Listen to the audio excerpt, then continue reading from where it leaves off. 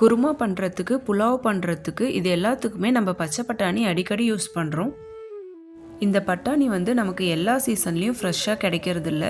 ஒரு குறிப்பிட்ட சீசனில் மட்டும்தான் ஃப்ரெஷ்ஷாக கிடைக்கும்.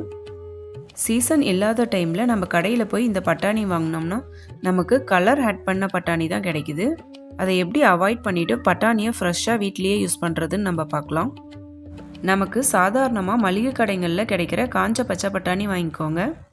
இதிலிருந்து உங்களுக்கு தேவையான அளவு எடுத்து ஒரு நைட் ஃபுல்லாக தண்ணியில் ஊற வச்சுருங்க.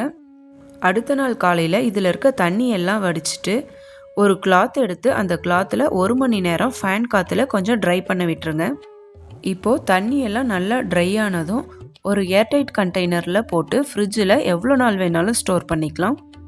உங்களுக்கு சமையலுக்கு தேவையான போதெல்லாம் இதில் கொஞ்சம் கொஞ்சம் எடுத்து நீங்கள் யூஸ் பண்ணிக்கலாம்.